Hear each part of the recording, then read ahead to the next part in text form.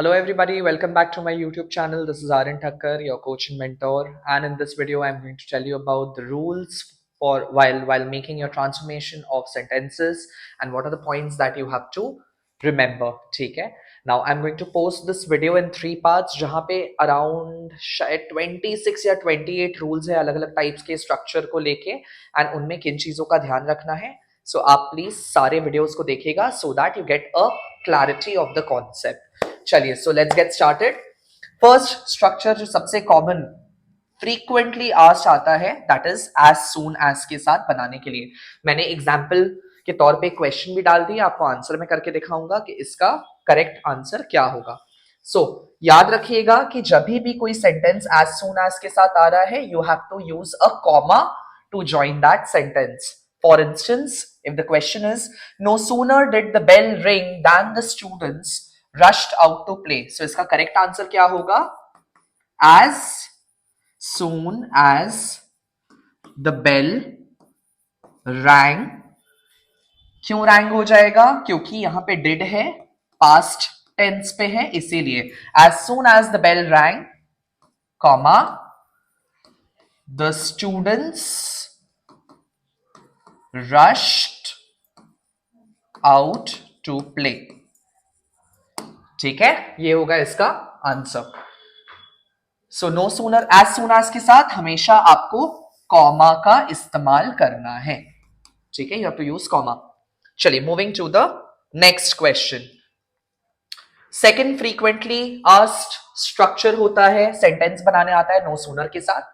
सो याद रखिएगा no sooner के साथ हमें हेल्पिंग वर्ब जो कि डू का फॉर्म है उसको यूज करना है, यानी कि उसमें या तो डू, डज या डिड लगेगा. डू और डज कब यूज होता है?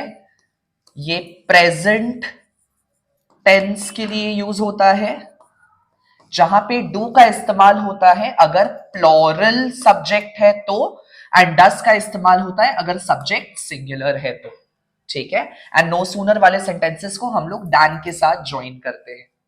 अच्छा, इसमें बहुत बार क्वेश्चन पूछा जाता है कि क्या हम लोग नो सूनर हैड से या हैज से या हैव से बना सकते हैं? देखिए, बना सकते हैं only when it is asked in the question that you have to make it from has, have और had. Otherwise do not do so. a lot many times teacher deduct marks for that, क्योंकि no sooner के साथ हमेशा do form of verb ही जाना है in the helping verb. ठीक है, and than के साथ उसको join करिएगा, गलती से when या फिर कॉमा देके मत आ जाइएगा, that will also be marked incorrect. ठीक है, so चलिए देखते हैं हम लोग क्वेश्चन क्या है. As soon as the sun rises, the birds start chirping. So इसका आंसर बनेगा, नाउ सबसे पहले द सन राइजेस, टेंस क्या है? प्रेजेंट टेंस है, एंड द सन क्या होगा? सिंगुलर सब्जेक्ट है, इसीलिए सिंगुलर सब्जेक्ट के साथ हम लोग डस का इस्तेमाल करते हैं. ठीक है, प्रेजेंट टेंस में. सो इसका correct answer will be no sooner does the sun rise. इसको राइजेस मत कर दीजिएगा, you will be marked incorrect. Logic क्या है इसके पीछे का?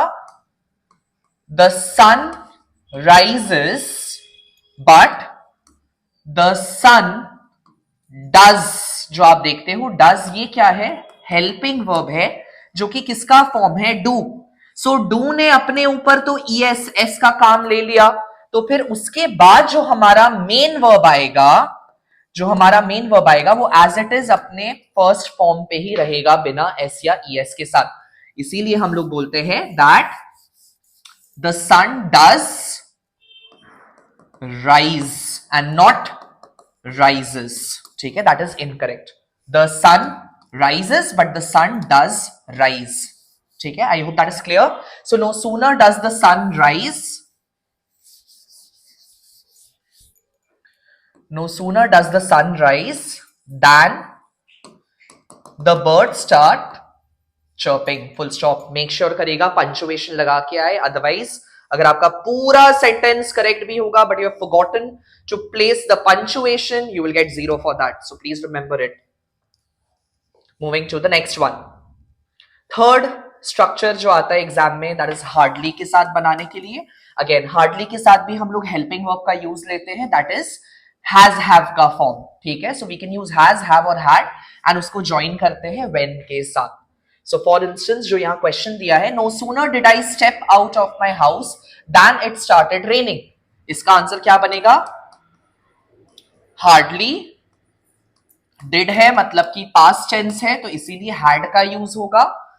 हार्डली हैड आई स्टेप्ड हो जाएगा. स्टेप का पास्ट फॉर्म स्टेप्ड हो जाएगा. Stepped out of my house when it started raining. ठीक है, when it started raining. This should be your correct answer. Got it? And important thing to remember that कोई भी question चाहे hardly से आए, बेयरली से आए, स्केर्सली से आए, रेयरली से आए, they all mean the same thing. ठीक है, all means the same thing and will be joined using when. When को एज अ लिंकर की तरह यूज करके उसको ज्वाइन करना है.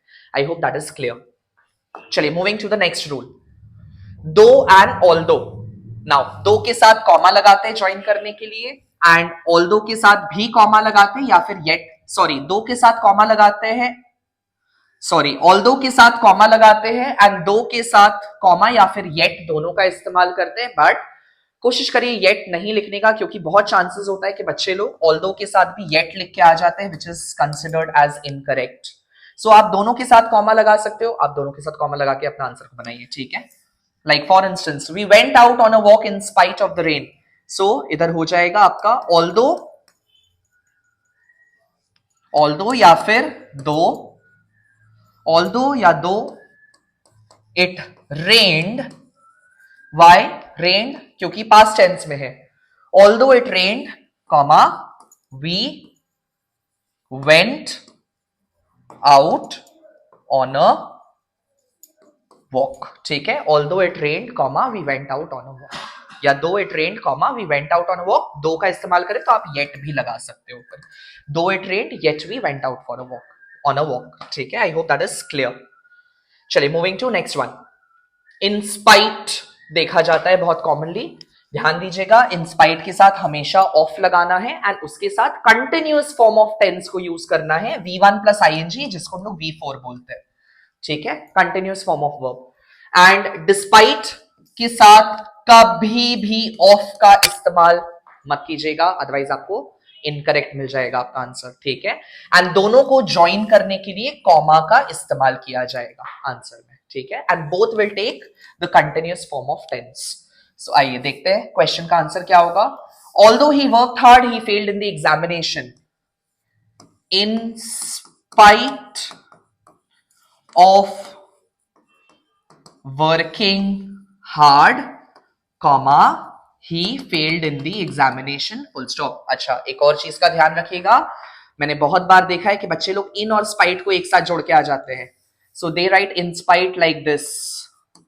अगेन ये भी गलत है, that is not allowed. In and spite has to be written separately. ठीक है, in spite of working hard, comma, he failed in the examination. या फिर अगर आप डिस्पाइट से बना रहे हो, डिस्पाइट के साथ ऑफ का प्रयोग मत करिएगा. I am again emphasizing on this point. You have to write despite working hard, comma, he failed in the examination, full stop. Punctuation is very important, देके आइएगा. ठीक है, now notwithstanding. Notwithstanding is just like your though या although. ठीक है, so notwithstanding means I am not denying this fact, that is notwithstanding. Not with standing. ठीक है, not denying this fact, ये होता है इसका मतलब. सो दो, और उसके साथ भी हम लोग कॉमा का ही इस्तेमाल करते हैं ज्वाइन करने के लिए. So though she proposed me, I rejected. So इसका आंसर क्या बनेगा? Notwithstanding her proposal, notwithstanding her proposal, comma, I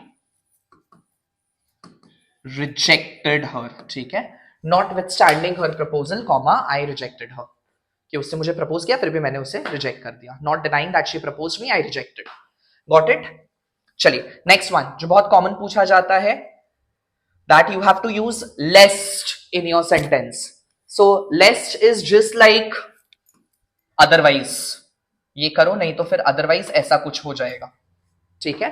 and you may और may not use should, but it is advise you should use should while joining your sentences with lest, ठीक है। Like put your things away or else someone will fall over them. So ये all or else की जगह क्या आ जाएगा? Put your things away lest someone will become should. Someone should fall over them. So this is how you make your sentences with lest. ठीक है, चलिए next one. Next commonly asked is basically जो if वाले sentences या unless वाले sentences होते हैं उसको इफ में कन्वर्ट करना होता है, इफ वाले सेंटेंसेस को अनलेस में कन्वर्ट करना होता है। तो ये कुछ रूल है, इसमें आपका थोड़ा सा मैथ्स अप्लाई होता है बनाते वक्त। So if a sentence starts with if and it does not have any not in it, it means that sentence is positive. and unless का मतलब होता है नेगेटिव, so unless के साथ एक not लगाना पड़ेगा ताकि नेगेटिव नेगेटिव पॉजिटिव बन जाए, ठीक है। सिमिलरली अगर if के साथ एक नेगेटिव है तो unless itself is negative, negative negative balanced out है, ठीक है। बट वहीं तीसरा में अगर if के साथ नेगेटिव और नेगेटिव है यानी कि वो पॉजिटिव बन गया ओवरऑल, तो अनलेस खुद भी नेगेटिव है उसके साथ एक और नेगेटिव लगा के उसको भी पॉजिटिव बनाना पड़ेगा। सो सेंटेंस जिस सेंस में है उसको उसी सेंस में रखना पड़ेगा। If it is a negative sentence it has to be in a negative transformed version, if it is a positive one you have to transform it in a positive sentence, ठीक है। आइए example करते हैं, यहां पे देखिए थोड़ा सा क्या लिखा हुआ है। If you work hard you will succeed. So if positive form में है, नॉट नहीं दिया है, तो इसका आंसर क्या हो जाएगा? Unless you work hard, comma, you will not succeed. अच्छा मैं लिखना भूल गया, यहां पे कॉमा के साथ ज्वाइन करना होता है, ठीक है। अनलेस वाले sentences are joined by a comma, ठीक है। So unless you work hard you will not succeed. Negative it becomes a positive sentence, ठीक है। चलिए moving to next one.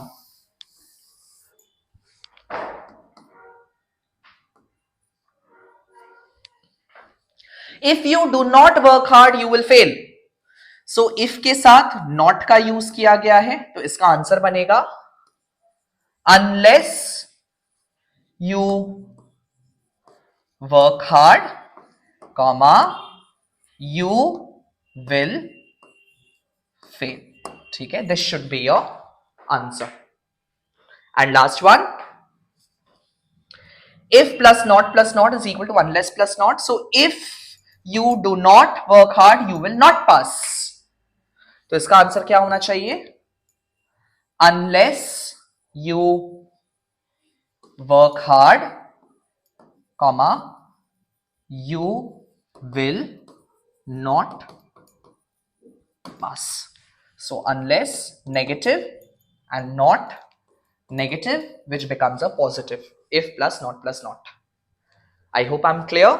so अभी के लिए इतना ही। I'll come up with a part 2 और rules बताते हुए। stay tuned, like, share, subscribe, share it with your friends। thank you so much, all the best for your exams।